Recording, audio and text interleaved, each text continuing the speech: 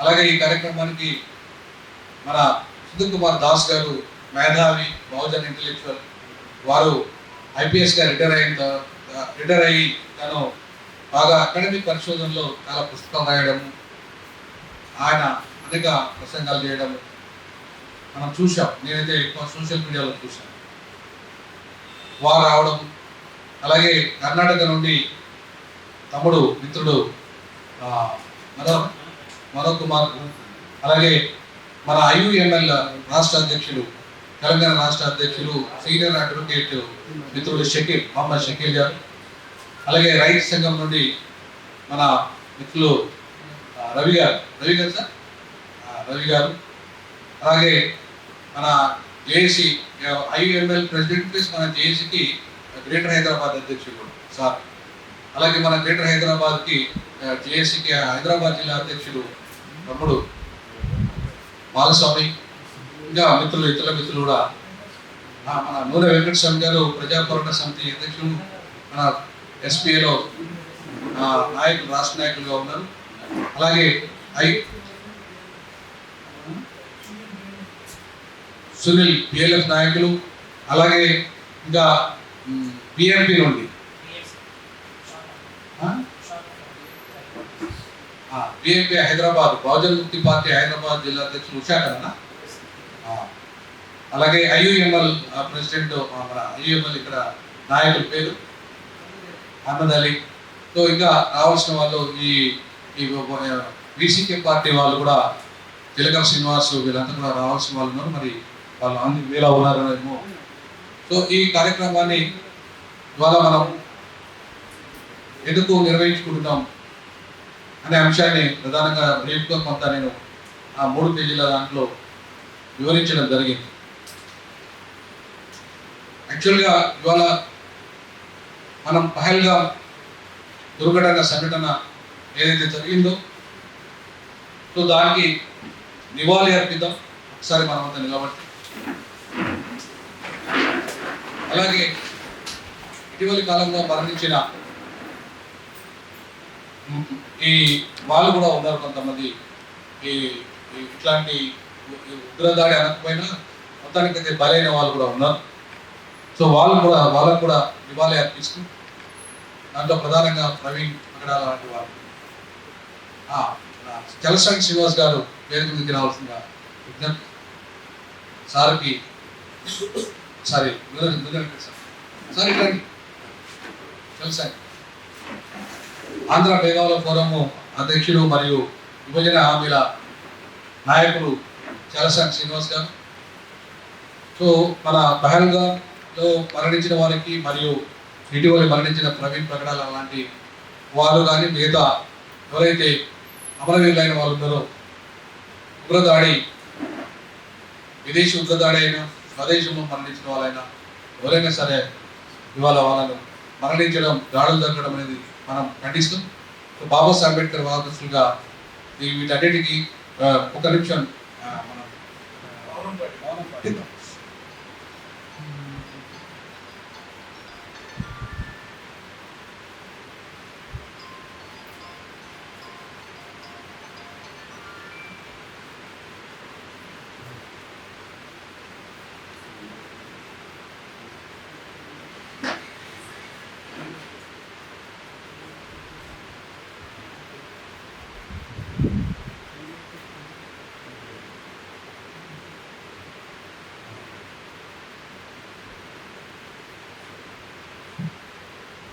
జోహార్ పహల్గామ్ అమరవీరులకు, జోహార్ అమరవీరులకు.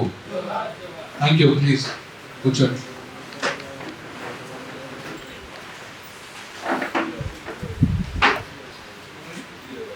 పివి రావు గారు, వెంకటేశ్వరరావు గారు, ఇంటెలెక్చువల్ ఫోరం నాయకులు, ఆంధ్ర ఇంటెలెక్చువల్ ఫోరం. ప్లీజ్ కూర్చోండి.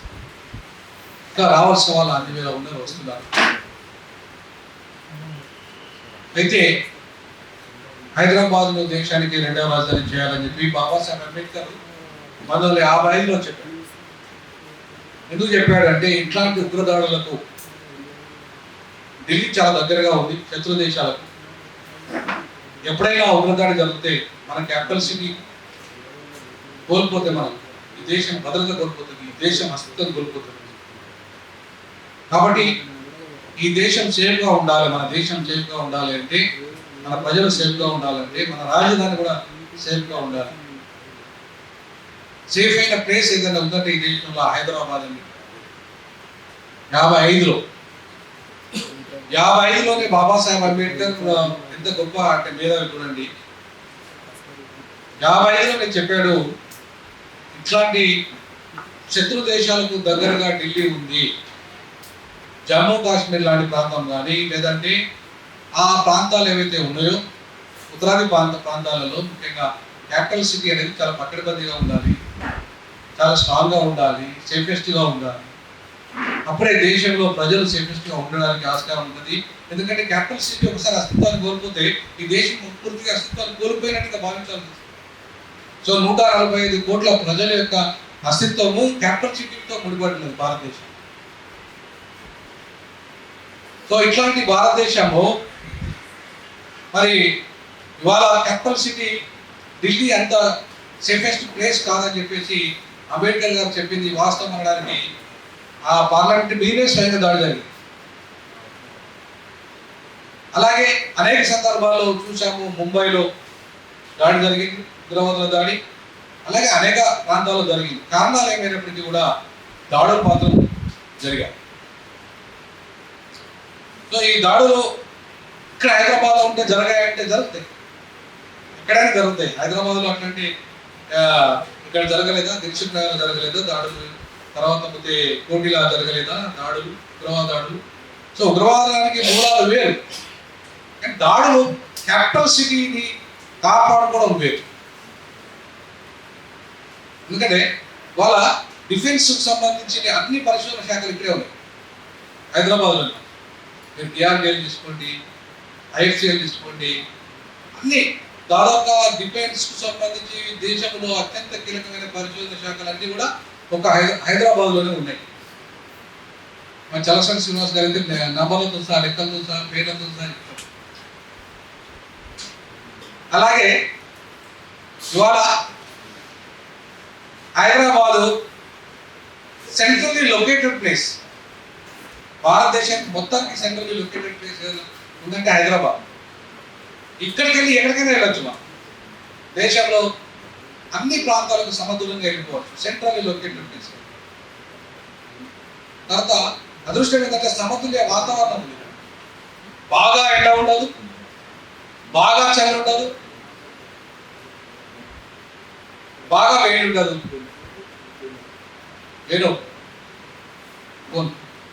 బాగా వేడి ఉండదు. కాబట్టి ఖచ్చితంగా సమతుల్యమైన వాతావరణం ఇక్కడ ఉంది. కాబట్టి ఎత్తు ఉంది కాబట్టి హైదరాబాదు వాతావరణ పరంగా కూడా ఢిల్లీ లాగా బాగా వేడి లేకుండా, బాగా చలి లేకుండా, విపరీతంగా ఉత్తరాదిలో మొత్తం బాగా వేడి లేదా బాగా చలి ఉంటుంది. అలాగే భూకంపాలు ఎక్కువగా ఉత్తరాదిలోనే వస్తాయి. మీరు హిమాలయాలకు దగ్గరగా ఉంది ఉత్తరాది ప్రాంతం కాబట్టి ఆ ప్రాంతానికి భూకంపాలు ఎక్కువ వస్తాయి. సో ఆ పరిస్థితి ఇక్కడ లేదు. దక్కన్ ప్లాటోలో సెంట్రల్ ప్లేస్ హైయెస్ట్ సముద్ర మట్టానికి హైయెస్ట్ ఎత్తులో ఉందమ్మా. ఇక్కడికి భూకంపాలు జరిగే ఆస్కారం చాలా తక్కువ. అంతేకాకుండా ఈ ప్రాంతం వెరీ సెక్యులర్ ప్రాంతం. 400 ఏళ్ళు నిజాం పరిపాలించినా కూడా నీకు మత కలహాలు జరగలేదు. తర్వాత కొన్ని కారణాల రీత్యా రజాకారులు వచ్చిన తర్వాత అది వేరు. ఆ రజాకారులంతా కూడా అక్కడ ఉత్తరాది వాళ్ళే పంపించి ఉత్తరాది వాళ్ళే మైగ్రేట్ అయ్యి ఇవాళ మనం ఆంధ్ర తెలంగాణ ఉద్యమం కానీ మనం ముల్కి గో బ్యాక్ అనే ఉద్యమం స్టార్ట్ అయితే ఉత్తరాది వాళ్ళకి అది 1910లోకి స్టార్ట్ అయింది. సో ఉత్తరాది వాళ్ళు వచ్చి నిజాం ప్రభుత్వంలో వచ్చి ఇక్కడ కబ్జా చేసేసి ఇక్కడ ఉద్యోగాలు కొట్టేసి ఇక్కడ నిజాంకు నిలవనిడలేకుండా చేసి చెడ్డ పేరు రావడానికి కారణం అంతా ఉత్తరాది వాళ్ళే. చాలా ఇప్పటికీ రాజాసింగ్ వాడు ఎక్కడోడు, ఇప్పటికీ ఎంఐఎం ఎక్కడోడు, రజాకారులు స్థాపించిన పార్టీ అయిన ఎంఐఎం ఎక్కడోడు. ఈరోజు మనం చూసుకున్నా కూడా వీళ్ళంతా ఉత్తరాది వాళ్ళ రూట్స్ అని ఉత్తరాది వాళ్ళ వల్ల ఇప్పుడు ఇప్పటికి కూడా మత కలహాలకు సంబంధించిన లేదా మతాలకు సంబంధించిన రెచ్చగొట్టే విధానం జరుగుతున్నది. అటు ఎంఐఎం నుండి కావచ్చు, ఇటు రాజాసింగ్ నుండి కావచ్చు, బీజేపీ నుండి కావచ్చు, హైదరాబాద్లో జరిగింది. రూట్స్ అక్కడ ఉన్నాయి. సో ఇక్కడ మత కలహాలకు లేని ప్రాంతం హైదరాబాద్. 400 ఏళ్ళు ముస్లింలు పరిపాలించినప్పటికీ, హిందువులు మెజారిటీ అయినప్పటికీ కూడా అన్ని వర్గాలను సమానంగా, అన్ని మతాలను సమానంగా చూసిన ప్రాంతం ఇది హైదరాబాద్. వీటన్ని దృష్ట్యా అప్పుడే అంబేద్కర్ వీటన్నిటిని స్టడీ చేసిన అంబేద్కర్ మొదటి ఫజల్ అలీ కమిషన్కి లేఖ రాస్తూ, మీరు ఉత్తరాదికి కమ్యూనల్ ప్రాంతమైన ఉత్తరాది, మత కుల హింసకు కేంద్రమైన ఉత్తరాది, ఈ రోజు వరకు కూడా మనం చూస్తున్నాం. దళితులు ఈరోజు బీఫ్ తింటే చంపేయడం, ముస్లింలు బీఫ్ తింటే చంపేయడం, ఊళ్ళలో పోతే చేలు చంపేయడం, విపరీతంగా కొట్టడం, దాడులు చేయడం, అవమానపరచడం, ఇవన్నీ కూడా ఈ రోజు వరకు కూడా జరుగుతున్నాయి ఉత్తరాదిలో. అట్లాంటి ప్రాంతం కాబట్టి బాబాసాహెబ్ అంబేద్కర్ ఢిల్లీ ఉత్తరాదికి ఉందని ఏంటి, కానీ సెక్యులర్ ప్రాంతమైన దక్షిణాదికి మాత్రం హైదరాబాద్ ఉండాల్సింది.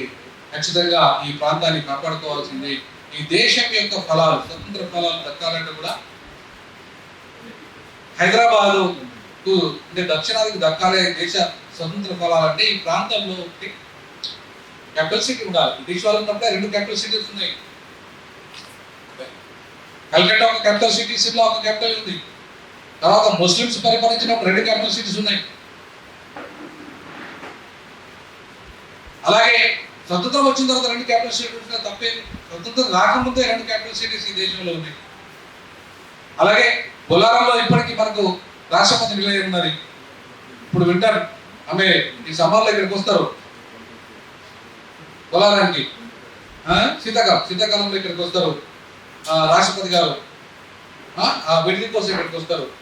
ఎందుకంటే అక్కడ విపరీతమైన చాలా ఉంటుంది కాబట్టి. అంటే అప్పుడే బ్రిటిష్ కాలంలోనే ఇక్కడ మనకు రాష్ట్రపతి నిలయం.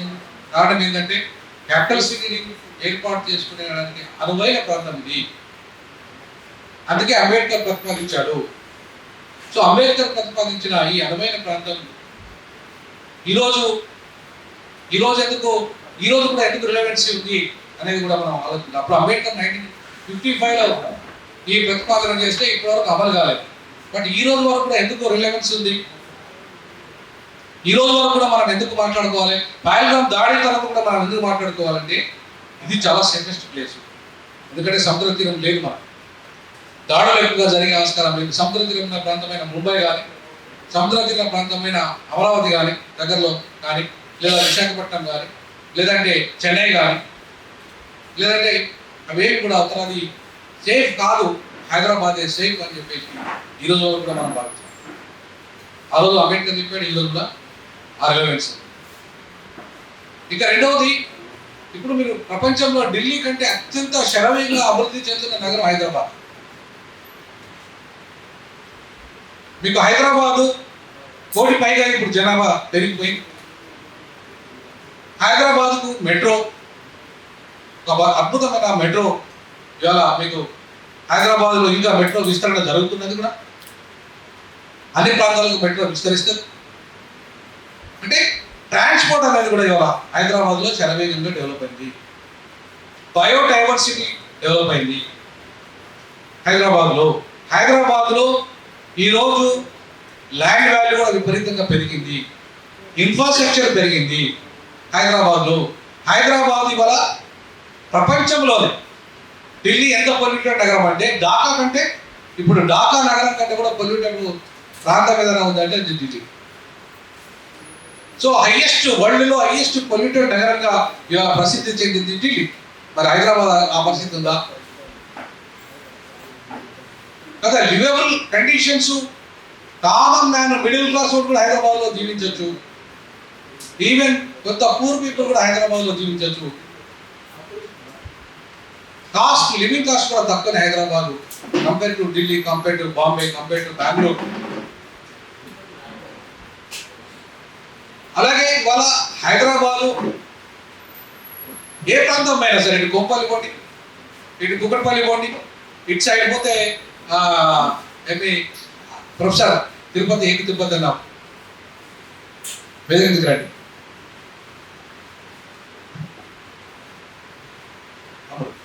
అన్న ఇటు కూర్చోండి కూర్చోండి అన్న కదా మనోడి ఇక్కడే మీరు పోతారా ఎందుకు సార్ ఉండండి సార్ పెద్దవాళ్ళ గౌరవం నేను అంతే సరే అయితే వాళ్ళ మనము ఇటువంటి ఇక్కడ ఎల్బీ నగర్ పోండి ఇటు సైడ్ పెద్ద టౌన్ ఎవరు ప్రజల పల్లెకి వచ్చి వేరే దగ్గరకు వచ్చి కొనాల్సిన అవసరం లేదు కోటికి వచ్చి కొనాల్సిన అవసరం లేదు కోటి ఇటువంటి తానాక మా ఏరియా రండి మా ఏరియాలో కూడా తానాక చుట్టుపక్కల ఏరియాలో కూడా విపరీతమైన డెవలప్మెంట్ ఉంది అంటే ఎటు మొత్తం సిటీ సరౌండింగ్స్ లో ఎక్కడ కూడా మీరు ఏ ప్రాంతం అయినా ఆ ప్రాంతంలో అక్కడ ఎస్టాబ్లిష్ అయిపోయింది ఎట్లయితే న్యూయార్క్ నగరం డెవలప్ అయినట్టుగా ఇటు పోతే మీకు అది దాన్ని ఏమంటారు ఫైనాన్షియల్ క్యాపిటల్ సిటీ మొత్తం మీకు న్యూయార్క్ సిటీ ఎట్లయితే కనపడుతుందో అట్లా కనపడుతుంది హైటెక్ సిటీ ఫైనాన్షియల్ నగరం ఇవన్నీ కూడా మనం చూసుకుంటే సో అంటే అద్భుతంగా ఇవాళ డెవలప్మెంట్ అనేది ఉంది అంటే పేద ప్రజలు ఎంత డెవలప్ అయిందని అంశం మనం కొద్దిసేపు పక్కన పెడుతుంది రవి సార్ చెప్తాడు ఆ అంశాలన్నీ కూడా పేద ప్రజలకు ఇంత డెవలప్మెంట్ ఉంది ఏ రకంగా ఉంది ఎందుకంటే సార్ ఎక్కువ వాటి మీద పరిచయం చేస్తున్నారు పర్ క్యాపిటల్ ఇన్కమ్ పేదలు ఎంత పెరిగింది ధనవంతులు ఎంత పెరిగింది అసలు వీళ్ళ మధ్యలో గ్యాప్ ఎంత ఉన్నది హైదరాబాద్ నగరంలో సామాన్యులు డెవలప్మెంట్ అంతా ఓన్లీ సంపన్నులకే జరిగిందా అనే విషయాలన్నీ కూడా రవి సార్ నాకు తెలిసి ఆ వివరాలన్నీ కూడా సార్ చెప్పగలుగుతారు నాకు చాలా సందర్భాల్లో సార్ వాట్సాప్లో నేను ఆయన వింటున్నా సో మీరు మొత్తానికి హైదరాబాదు ఇప్పుడు శరవేగంగా అభివృద్ధి చెందుతున్న ప్రపంచ నగరంగా ఇవాళ వీళ్ళు చూస్తున్నారు ఒకవైపు ఇవాళ త్రిపులార్ ఆయన మళ్ళా అవుటర్ రింగ్ రోడ్ కాకుండా త్రిపులార్ పెడుతున్నారు రీజనల్ రింగ్ రోడ్ మరొక వైపు మూసీ ప్రక్షాళన ఏదైతే లండన్ థేమ్స్ నగరం అంతా ఉందో లండన్ సిటీ అంతా ఎట్లయితే డెవలప్ అయిందో ఆ రకంగా డెవలప్ చేయడానికి మూసీ ప్రక్షాళన అంతా కూడా తీసుకొచ్చి దాన్ని జపాన్ కూడా వెళ్ళడం జరిగింది వారు జపాన్లో కొరియా కూడా వెళ్ళారు అక్కడ కూడా చూశారు ఆ రకంగా మొత్తానికి నేను లండన్ వెళ్ళినప్పుడు కూడా చూశాను అదే ఒక మురికి ప్రాంతమైన ఆ లండన్ నగరాన్ని ఎంత డెవలప్ చేయగలిగింది ఎంతో శుభ్రం చేయగలిగింది ఎంత టూరిస్ట్ ప్లేస్గా చేయగలిగారు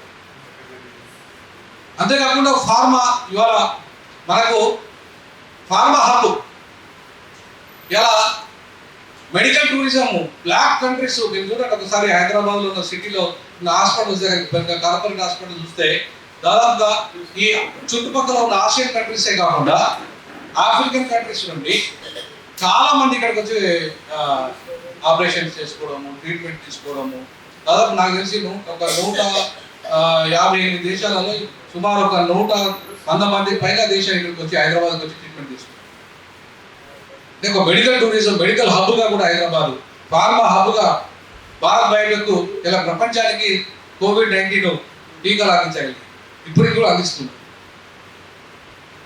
అంటే ఫార్మా రంగం కానీ అలాగే మెడికల్ టూరిజం కానీ ఐటీ హబ్ కానీ ఇలా అంటే ప్రపంచంలో న్యూయార్క్లో ఎన్ని కంపెనీస్ ఉన్నాయో హైదరాబాద్లో అన్ని కంపెనీస్ ఉన్నాయి ఐటీ కంపెనీస్ ఉన్నాయి so IT hub pharma hub artificial intelligence కూడా వస్తుంది ఇప్పుడు ఆర్టిఫిషియల్ ఇంటెలిజెన్స్ హబ్గా కూడా మారబోతుంది శంకర్ భాయ్ రండి టీపీఎఫ్ శంకర్ ఆర్టిఫిషియల్ ఇంటెలిజెన్స్ హబ్గా మారబోతున్నది అలాగే అంటే ప్రతి రంగం కూడా ఇవాళ అంటే ఫోర్త్ సిటీ ఇప్పుడు ఫోర్త్ ఫ్యూచర్ సిటీ కూడా రాబోతున్నది ఫ్యూచర్ సిటీని మొత్తం త్రిపులార్ ఎట్లయితే జీవో ఎత్తేసాడో కేసీఆర్ దాదాపుగా ఒక 200 పైగా గ్రామాలన్నీ కూడా ఇలా ఫ్యూచర్ సిటీగా అభివృద్ధి చెందబోతున్నాయి సో ఆ రకంగా సో ఏ రకంగా చూసినా శంకర్ అన్న చెప్పిన అయితే ఈ ఆర్టిఫిషియల్ ఇంటెలిజెన్స్ కూడా వచ్చేసింది ఐటీ ఆర్టిఫిషియల్ హబ్గా కూడా మారబోతుంది బయోడైవర్సిటీ ఇంకోటి మనోడు ఇప్పుడు అందాల పోటీ కూడా నిర్వహించబోతున్నాడు దాంతో కూడా ఒక రకంగా ప్రపంచ నగరం హైదరాబాద్ అని చెప్పడానికి అంటే దానికి నేను సపోర్ట్ కాదు కానీ ఆ అందాల పోటీలు కూడా ఇవాళ అంటే వరల్డ్ సిటీగా ఇలా ప్రపంచ నగరంగా అభివృద్ధి చెందింది అనడానికి ఆ రకమైన పోటీలను కూడా ఇవాళ నిర్వహించే స్థాయికి హైదరాబాద్ జనరల్గా అందాల పోటీలు నిర్వహించడానికి చాలా అద్భుత అవకాశాలు వస్తాయి. హైదరాబాద్ కూడా వచ్చిందంటే అంత కెపాసిటీ ఇవాళ ఉంది అనేది ఇవాళ మనం అర్థం చేసుకోవాలి. సో కాబట్టి ఇవాళ మరి హైదరాబాద్లో దేశానికి రెండవ రాజధాని వద్దని చెప్పి ప్రొఫెసర్ కోదండరామరెడ్డి గారు మేము వ్యతిరేకం అంటున్నాడు. మరి ఆయన ఎందుకు వ్యతిరేకం అంటున్నావు? ప్రొఫెసర్ కోదండరామరెడ్డి గారు ఎందుకు వ్యతిరేకం అంటున్నారు? నేను మొదటి నుండి కూడా చెప్తున్నాను, ప్రొఫెసర్ కోదండరామరెడ్డి గారి వల్లనే సామాజిక తెలంగాణ ఏర్పడలేదు. ఇలా దొర తెలంగాణ ఏర్పడడానికి ప్రధాన కారకుడు ప్రొఫెసర్ కోదండరామరెడ్డి. ఇవాళ ప్రొఫెసర్ కోదండరామరెడ్డి మరి ఆయన పొలిటికల్ సైన్స్ ప్రొఫెసర్ ఎట్లయినా నాకు తెలియదు, కానీ ఏ పొలిటికల్ సైన్స్ సిద్ధాంత ప్రకారంగా ఒక కేంద్రం ఫస్ట్ క్యాపిటల్ సిటీ కేంద్ర పరిధిలో ఉండకుండా రాష్ట్ర పరిధిలో ఉండదా? ప్రపంచంలో ఎక్కడైనా క్యాపిటల్ సిటీలు కేంద్ర పరిధిలో ఉంటాయా, రాష్ట్ర పరిధిలో ఉంటాయా? ప్రపంచంలో ఎక్కడ కేంద్ర పరిధిలోనే ఉంటాయి, రాష్ట్ర పరిధిలోనే ఉండవు. ప్రపంచంలో ఏ నగరంలో లేదు అది. అంటే ఇక్కడ ఉన్న ముఖ్యమంత్రికి ఇబ్బంది అవుతుందట. అరే ముఖ్యమంత్రి ప్రధానమంత్రి ఇంపార్టెంట్? దేశానికి ప్రధానమంత్రి ఇంపార్టెంటా, ముఖ్యమంత్రి ఇంపార్టెంటా? ఒక క్యాపిటల్ సిటీ పరిధిలో వచ్చేవాళ్ళు ప్రధానమంత్రి, పరిపాలకుడు ప్రధానమంత్రి ఉంటాడు. మరి ఆయన సెక్యూరిటీ ఉండాల్సింది ఎవరు? వాళ్ళ సిఎస్ఏ బలగాలు, వాళ్ళ కేంద్ర బలగాలు కదా. రాష్ట్ర ముఖ్యమంత్రికి రాష్ట్ర బలగాలు ఉంటాయి, కేంద్ర ప్రధానమంత్రి కేంద్ర బలగాలు ఉంటాయి. ఢిల్లీలో అది చూడట్లేదా? ఢిల్లీలో జరగట్లేదా? మరి ఢిల్లీ ఒకటి, హైదరాబాద్ ఒకటా? ఢిల్లీ ఫస్ట్ క్యాపిటల్ పరిధిలో ఢిల్లీలో ఆంక్షలు లేవా? ముఖ్యమంత్రి ప్రధానమంత్రి ఆయన తిరుగుతలేడా అక్కడ? ఇక్కడికి వస్తేనే మాత్రం నువ్వు ప్రధానమంత్రి వచ్చేది ఆధిపత్యం చేసినట్టుగా, లేకపోతే మొత్తం కబ్జా చేసినట్టుగా, హైదరాబాద్లో బీజేపీ కబ్జా చేసినట్టుగా. అంటే బీజేపీ ఉన్నా రేపు కాంగ్రెస్ వచ్చినా ఎవరు వచ్చినా గదే పరిస్థితి ఉంటుంది. ఎవరు వచ్చినా ప్రధానమంత్రి ఏ పార్టీ అయినా హక్కులే ఉంటాయి. బీజేపీ ఉంటే ఒక రకంగా ప్రధానమంత్రి, కాంగ్రెస్ ఉంటే ఒక రకంగా లేదు కదా. మరి అట్లాంటి బాబాసాహెబ్ అంబేద్కర్ 55లో చెప్పాడు కాంగ్రెస్ ఎందుకు చేయాలి హైదరాబాద్ దేశానికి? కాంగ్రెస్ అంత లిబరల్ అయితే, కాంగ్రెస్ నిజంగా ప్రోగ్రెసివ్ బాగా అయితే ఎందుకు చేయలేదు? ఎందుకు ఈ మహానగరాన్ని పట్టించుకోలేదు హైదరాబాద్ని? ఎందుకు ఈ సెకండ్ క్యాపిటల్ గా హైదరాబాద్ ఇవాళ ఎందుకు పట్టించుకోకపోయింది కాంగ్రెస్ పార్టీ? ఎవరితో కాంగ్రెస్ పట్టించుకుంటే ఇక్కడ ముందు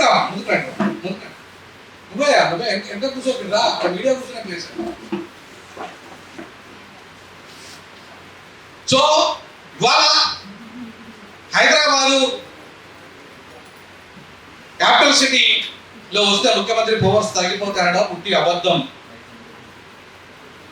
పవర్స్ ఎప్పుడు కూడా రాజ్యాంగము ముఖ్యమంత్రికి ఇచ్చిన పవర్స్ ముఖ్యమంత్రికి ఇచ్చింది, ప్రధానమంత్రికి ఇచ్చే పవర్స్ ప్రధానమంత్రికి ఇచ్చింది. రాజ్యాంగం డిక్టేట్ చేసింది. ఇలా కొత్తగా ముఖ్యమంత్రికి పదవులు కొత్తగా ఇవ్వలేదు, లేదా కొత్తగా తీసేయలేదు, లేదంటే ప్రధానమంత్రికి తీసేయలేదు. కాకపోతే ఆ లెఫ్టినెంట్ గవర్నర్కి ఢిల్లీలో కొన్ని పవర్స్ పెంచింది, దాన్ని మనం వ్యతిరేకిద్దాం. లెఫ్టినెంట్ గవర్నర్కి కొన్ని పవర్స్ పెంచి దాన్ని వ్యతిరేకిద్దాం. కానీ క్యాపిటల్ సిటీని వ్యతిరేకిస్తే ఎట్లా? మీరు క్యాపిటల్ సిటీని సెకండ్ క్యాపిటల్లో ఇట్లా వ్యతిరేకిస్తే ఎట్లా? లెఫ్టినెంట్ గవర్నర్కు ఇచ్చిన పవర్స్ క్యాపిటల్ సిటీకి సంబంధం పెట్టదు. లెఫ్టినెంట్ గవర్నర్స్ కొన్ని రాజకీయ కారణాల వల్ల ఇచ్చినాడు. ఆ రాజకీయ కారణాల వల్ల ఇచ్చి అలా బీజేపీ అధికారం తెచ్చుకోవడానికి ఇచ్చారు. దాన్ని వ్యతిరేకిద్దాం, మనం ఆ అమెండ్మెంట్ని వ్యతిరేకిద్దాం. ఢిల్లీలో లెఫ్టినెంట్ గవర్నర్కి ఇచ్చిన అధికమైన పవర్స్ వ్యతిరేకిద్దాం. ఇక్కడ వచ్చే రేపు హైదరాబాద్ లెఫ్టినెంట్ గవర్నర్కి ఆ పదవులు ఉండద్దని చెప్పి అడుగుదాం, అన్ని పవర్స్ ఉండద్దని అడుగుదాం. అంతేగాని క్యాపిటల్ సిటీ వద్దంటే ఎట్లా? ఆ చిన్న విషయాన్ని అడ్డం పెట్టుకొని మనం ఎట్లా పొలిటికల్ ప్రొఫెసర్ అవుతారు? ఒక పొలిటికల్ సైన్స్ ప్రొఫెసర్ అంటే ఎట్లా చెప్పాలి? రాజనీతి శాస్త్రాన్ని రాజ్యాంగం బేస్ పై చెప్తావా, లేదంటే ఒక ముఖ్యమంత్రి కోసం, ఈ కాంగ్రెస్ ముఖ్యమంత్రి కోసం మాట్లాడతావా? ముఖ్యమంత్రి ఎవరైనా ముఖ్యమంత్రి, దేశంలో ఎవరైనా ముఖ్యమంత్రి. క్యాపిటల్ సిటీ అనేది సెకండ్ క్యాపిటల్ పరిధి వచ్చినప్పుడు బడ్జెట్ విషయం ఇంపార్టెంట్. ఢిల్లీకి ఎంత బడ్జెట్ వస్తుంది అంటే ఇప్పుడు మొత్తం Hyderabad, south India capital cities అన్ని కూడా వాటికి అన్నిటి కలిపి ఒక బడ్జెట్ ఎంత వస్తుందో ఒక ఢిల్లీ మున్సిపాలిటీకి అంత బడ్జెట్ వస్తుంది. ఎందుకు? క్యాపిటల్ పరిధి ఉంది కాబట్టి, ఫస్ట్ క్యాపిటల్ పరిధి ఉంది కాబట్టి బడ్జెట్ ఎంత కేటాయిస్తున్నారు. మొత్తం మనం అంతా బెంగళూరు, హైదరాబాదు, చెన్నై, తిరువనంతపురం అందరు కలిపితే మున్సిపాలిటీకి ఎంత బడ్జెట్ వస్తుందో ఒక ఢిల్లీ మున్సిపాలిటీకి ఎంత బడ్జెట్ వస్తుంది. ఫస్ట్ క్యాపిటల్ కాబట్టి. మరి సెకండ్ క్యాపిటల్ మనకు వస్తుంది కదా బడ్జెట్ ఢిల్లీతో సమానంగా. మరి బడ్జెట్ వస్తే డెవలప్ అవుతుంది హైదరాబాద్. మరి డెవలప్ అయితే ఇప్పుడు ఢిల్లీలో ఎంతమంది మన పార్లమెంట్లో మన ఉద్యోగస్తులు ఉన్నారు? ఢిల్లీలో సుప్రీంకోర్టులో ఎంతమంది మన తెలంగాణ వాళ్ళ ఉద్యోగస్తులు ఉన్నారు? మన ఆంధ్రప్రదేశ్ వాళ్ళ ఉద్యోగస్తులు ఉన్నారు? ఢిల్లీలో మన దక్షిణాదిలో ఎంతమంది ఉద్యోగస్తులు ఉన్నారు? ఉత్తరాది వాళ్ళు ఎంతమంది ఉన్నారు? ఎందుకు? ఢిల్లీ క్యాపిటల్ సిటీ వాళ్ళే కాబట్టి వాళ్ళే ఉద్యోగాలు కదా. 75% 90% ఉన్నారు వాళ్ళే. రేపు క్యాపిటల్ సిటీ సౌత్కి వస్తే మన వాళ్ళ ఉద్యోగస్తులంతా 90-75% ఉండరా? ఇక్కడ 100% మనకు లోకల్ జీవో ఉంది. 75% లోకల్ వాళ్ళకి ఇవ్వాలని. లోకల్ వాళ్ళకే ఇక్కడ ప్రైవేట్ రంగంలో, ప్రభుత్వ రంగంలో అయితే 90% ఇవ్వాలి, ప్రైవేట్ రంగంలో అయితే 70% ఇవ్వాలి ఉద్యోగాలు ఇక్కడ.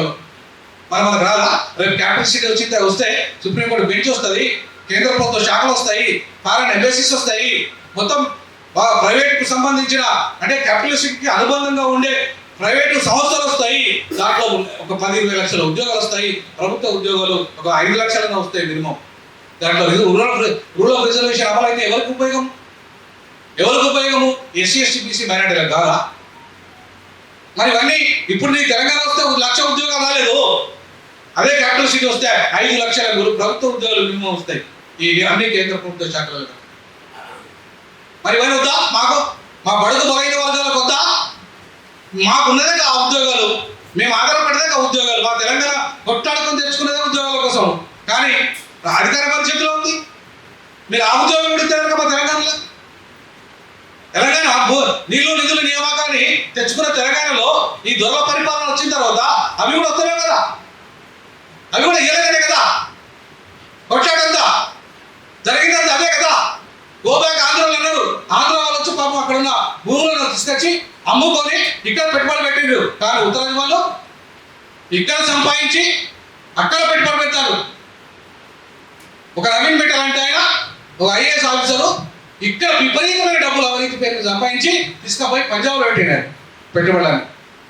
అలా ఆయన ఒక్కడే కాదు, ఉత్తరాదిలో ఉన్న ఆఫీసర్లు అందరూ, ఉత్తరాదిలో ఉన్న వ్యాపారులందరూ ఇక్కడ సంపాదించి పెట్టుబడులంతా అక్కడ పెడుతున్నారు. కానీ పాపం మన సోదరులు ఆంధ్ర వాళ్ళు అక్కడ అమ్ముకొని వచ్చి ఇక్కడ పెట్టుబడులు పెట్టి మనం కొంత డెవలప్ చేస్తే మనం వాళ్ళని గోబ్యాక్ అని చెప్పేసి సెలవుకుంటామే. ఉత్తరాది వాళ్ళని గోబ్యాక్ అని ఎందుకు రావట్లేదు మనం? వాళ్ళు దోపిడీ చేస్తలేరా? విపరీతమైన దోపిడీ జరుగుతుంది. ఉత్తరాది వాళ్ళ దోపిడీ టోటల్ వ్యాపార రంగంలో జరుగుతుంది.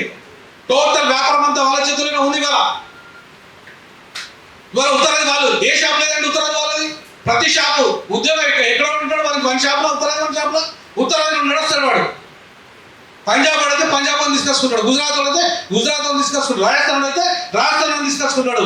ఇవాళ total business, real estate business అంతా వాళ్ళ చేతిలోకి వెళ్ళిపోయింది, మనోళ్ళ చేతిలో లేదు. ఒకప్పుడు పాపం ఆంధ్ర తెలంగాణ చేతిలో రియల్ ఎస్టేట్ బిజినెస్ ఉండేది. ఇలా మొత్తం ఉత్తరాది వాళ్ళ చేతిలోకి వెళ్ళిపోయింది రియల్ ఎస్టేట్ బిజినెస్ అంతా. ఆమె బాగా తెలుసు రియల్ ఎస్టేట్ బిజినెస్ లెక్కలన్నీ కూడా. ఇలా టోటల్ మా ఉస్మానియా యూనివర్సిటీలో 2 పంపులు ఉన్నాయి. మా సంజయ్ తెలుసు.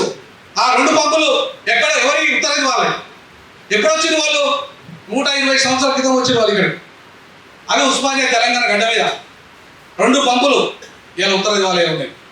కాంట్రాక్ట్ అన్ని తెలంగాణ గడ్డ ఉస్మానియాలో కాంట్రాక్ట్ అన్ని ఉత్తరాది వాళ్ళే.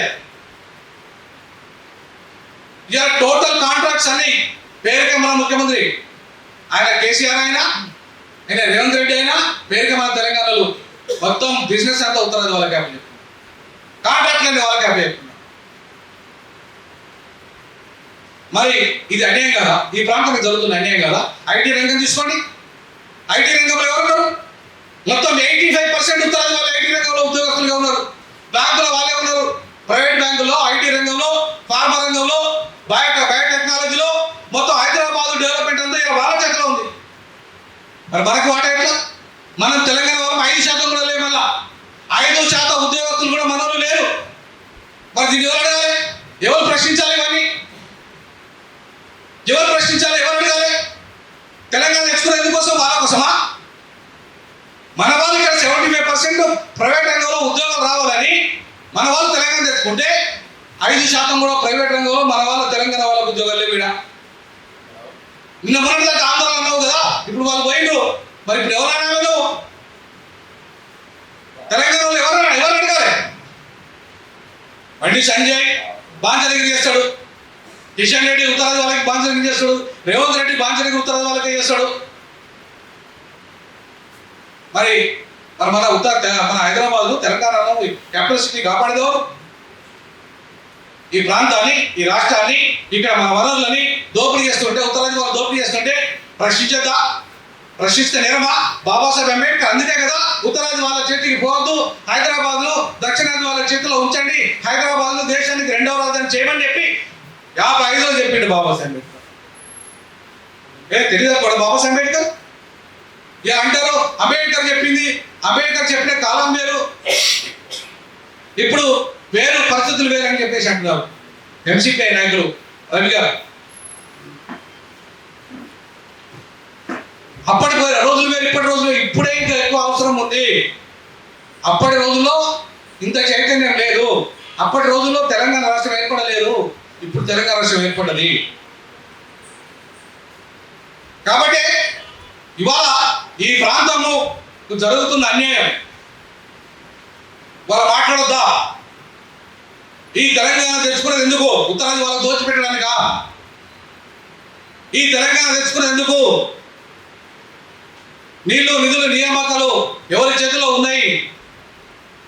ఎందుకు లేవు? ఎందుకు 75% లోకల్ వాళ్ళకు ప్రైవేట్ రంగంలో జీవో అమలు చేస్తలేదు రేవంత్ రెడ్డి ప్రభుత్వము, లేదంటే గత ప్రభుత్వము, గత కేసీఆర్ ప్రభుత్వము ఎందుకు అమలు చేయలేదు? ఈ తెలంగాణ వాళ్ళకు ప్రైవేట్ రంగంలో ఉద్యోగాలు ఎందుకు ఇవ్వలేదు? కోట్లకు 1.5 పైగా ఇవాళ నిరుద్యోగులుగా ఎవరైతే టీజీపీఎస్సీలో నమోదైందో తెలంగాణ నిరుద్యోగ యువత, వాళ్ళకు ఉద్యోగం రావద్దా? వాళ్ళ జీవితాలు బాగుపడద్దా? ఉత్తరాది వాళ్ళు వచ్చి ఉద్యోగాలు చేయాలైనా హైయెస్ట్ ప్యాకేజ్ వాళ్ళైనా చివరికి కోచింగ్ సెంటర్లో మొన్నటి దాకా నారాయణ, శ్రీ చైతన్య ఉండే, కానీ ఇప్పుడు అన్ని ఉత్తరాది ఫిజిక్స్ వాళ్ళ, కెమిస్ట్రీ వాళ్ళ, ఆ వాళ్ళ, ఈ వాళ్ళ, హవాలా ఇవన్నీ కూడా వచ్చినాయి. ఇప్పుడు వచ్చినాయి రాలేదా? ఇవాళ ఎక్కడికి వెళ్ళి మన కోట రాజస్థాన్ కోచింగ్ సెంటర్లో వచ్చింది మొత్తం. మొన్నటిదాకా పాపం ఆ రెడ్డిది ఐఏఎస్ కోచింగ్ సెంటర్ ఉండేది. ఏ Reddy? RC Reddy IAS coaching centre ఉండేది. ఆయన ఆంధ్ర తెలంగాణ యాక్షన్ ఉంది నాకు తెలియదు, కానీ మొత్తానికైతే మనవాడు తెలుగుడు. కానీ ఇవాళ ఆర్సీ రెడ్డిని పడగొట్టి కోట ఐఏఎస్ కోచింగ్ సెంటర్ వచ్చేసి టోటల్ ప్యాకేజీలు ఇక్కడికి వచ్చి ఇక్కడ మన వాళ్ళతో ప్యాకేజ్ మాట్లాడుకోవడం, వాళ్ళు కోచింగ్లో పెట్టుకోవడం, విపరీతమైన బ్రాంచ్లు ఏర్పాటు చేసుకోవడం. దక్షిణాదిలో లక్షల కోట్ల రూపాయల ఎడ్యుకేషన్ బిజినెస్ నడుస్తుంది ఉత్తరాది వాళ్ళు. మరి దాన్ని ఆపద్దా? మన వాళ్ళకు కోచింగ్ సెంటర్ కూడా పెట్టుకోవద్దా? మన వాళ్ళు బాగుపడద్దా? మన వాళ్ళు అంతో ఇంతో సంపాదించుకోవద్దా? ఉద్యోగ అవకాశాలు ఇవ్వద్దా? ఇక్కడ వాళ్ళకు నువ్వు ఉత్తరాదిలో వచ్చి ఎవరికి ఇస్తాడు ఉద్యోగం? ఎవరికి ఇస్తాడు కోచింగ్ సెంటర్లో? మన ఉత్తరాదికే ఇస్తాడు కదా. డబ్బు ఎవరు కడతారు? మనం కదా. లాభం ఎవరు పోతుంది? వాడే కదా. ఉద్యోగం ఎవరు పోతుంది? వాడే కదా. మరి వాడిని ప్రశ్నించద్దా? వీటి గురించి మాట్లాడద్దా? ఈ ప్రశ్నించడానికే, ఇవన్నీ మాట్లాడడానికే, వాస్తవాలు మాట్లాడడానికే, చెప్పడానికే ఈ జేఏసీ ఏర్పాటు చేశాం, దక్షిణాది జాయింట్ యాక్షన్ కమిటీ. ఈ జేఏసీలో ఇప్పటిదాకా కీలకంగా పనిచేస్తున్న మిత్రులు హైకోర్టు సీనియర్ అడ్వకేట్ షకీల్ గారు, వారు గ్రేటర్ హైదరాబాద్కి ఇప్పుడు అధ్యక్షులుగా ఉన్నారు. తమ్ముడు హైదరాబాద్ జిల్లా అధ్యక్షులుగా ఉన్నాడు. అలాగే సంజయ్ లాంటి విద్యార్థి నాయకులంతా కూడా ఇవాళ సౌత్ జాకు మూమెంట్లో మాతో కలిసి పనిచేస్తున్నారు. శంకరన్న మా జైల్లో మా వైస్ చైర్మన్గా ఉన్నారు జేఏసీకి. ఇట్లా మా అడ్వైజర్స్ లాంటి అన్న ప్రొఫెసర్ తిరుపతి అన్న లాంటి వాళ్ళు మాకు అడ్వైజర్స్ గారు. ముఖ్యంగా సారు చలసాని శ్రీనివాస్ గారు మా జేఏసీలో అడ్వైజర్ సారు. మేము వాళ్ళ దాంట్లో అడ్వైజర్స్గా ఉన్నాం. ఏది మన విభజన హామీల సాధన సమితికి. ఇట్లా కలిసి మేమిద్దరము విభజన హామీల గురించి మాట్లాడితే మా ఇద్దరి మీద దేశద్రోహం కేసు పెట్టింది బీజేపీ. ఇప్పటికీ ఉంది ఆ కేసు, ఇప్పటికి మా మీద కేసు, ఇద్దరి మీద కేసు మేము వేయించినాం. కర్నూలే కదా సార్, కర్నూలు కేసులో పెట్టిన మా మీద దేశద్రోహం కేసు పెట్టింది మా ఇద్దరి మీద. ఇప్పటికి ఆ కేసు ఉంది. అంటే దక్షిణాది గురించి మేము మాట్లాడతాం మా ఇద్దరం గట్టి, కానీ మా ఇద్దరి మీద దేశద్రోహం కేసు పెట్టింది. సో అంటే ఇవాళ దక్షిణాది గురించి మాట్లాడదు, ఈ ప్రాంత సమస్యల గురించి మాట్లాడద్దు, ఈ ప్రాంత సమస్యల్ని అడ్రస్ చేయొద్దు. ఈ ప్రాంతం ఏమన్నా కానీ దోపిడీకి గురిగానే ఉత్తరాది వాళ్ళ దోపిడీకి ఈ ప్రాంతాన్ని ఇవాళ బాగు చేద్దా మా ప్రాంతాన్ని. నేను వచ్చాను, అమరావతికి వచ్చాను, ఆ విషయాన్ని కూడా సార్ మాట్లాడతారు. మోడీ గారు 48,000 కోట్ల రూపాయలు ఏదో బడ్జెట్ ఇచ్చానని నిన్న అక్కడ ముఖ్యమంత్రి గారు చెప్పారు. అంటే చెప్తున్న విషయాలు నేను ఎందుకు అంటున్నాను ఈ సందర్భంగా మనం ఇవాళ ఇట్లాంటి అంశాలు మాట్లాడితే దక్షిణాది గురించి ఒకప్పుడు తెలంగాణ గురించి మాట్లాడితేనే ఇవాళ దేశద్రోహిగా చూసిరు. ఇప్పుడు మేము దక్షిణాది గురించి మాట్లాడితే మమ్మల్ని దేశద్రోహులు అంటున్నారు. మేము ప్రత్యేక దేశం కోసం దక్షిణాది దేశం కోసం కొట్లాడుతున్నట్టుగా ఫీల్ అవుతున్నారు. మేము ప్రత్యేక దేశం గురించి మాట్లాడతలేము. మేము మా దక్షిణాదికి రెండవ రాజధాని అడగడం నేరం కాదు. మా దక్షిణాది హక్కులు అడగడం నేరం కాదు. మా ప్రాంత హక్కులు మేము అడుగుతున్నాం. రాజ్యాంగం కల్పించిన హక్కుల్ని అడుగుతున్నాం. మేము రాజ్యాంగంలో లోబడే మా హక్కుల మీద మేము కొట్లాడుతున్నాం.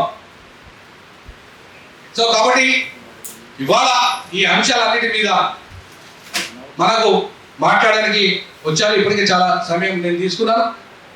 సో వీటన్నిటినీ మీకు కూలంకషంగా మళ్ళీ ఒక్కొక్కరిగా వాళ్ళ అభిప్రాయాలు చెప్తారు. ఓపెన్గా చెప్పండి మీ అభిప్రాయాలు. ఇప్పటిదాకా నేను చెప్పిన విషయాలు మీకు నచ్చినాయని చెప్పండి. లేదు అబద్ధాలు చెప్పి వినోద్ కుమార్ అంటే అబద్ధాలని చెప్పి కూడా మీరు మాట్లాడండి, నాకు అభ్యంతరం లేదు. ఎందుకంటే బాబాసాహెబ్ అంబేద్కర్ వారసుగా నేను ఏమేమి మాట్లాడదలుచుకున్నా, వాస్తవమే చెప్పదలుచుకున్నా, ఫ్యాక్టే చెప్పదలుచుకున్నా. మీరు దేశద్రోహం కేసు పెడతారా లేకపోతే ఇంకేం కేసు పెడతారా పెట్టండి, మేము ఎదుర్కొంటాం, మాకేం భయం లేదు. కాబట్టి ఇవాళ మాకు మేము ఒక్కటే ఇవాళ చెప్పాల్సి మీరు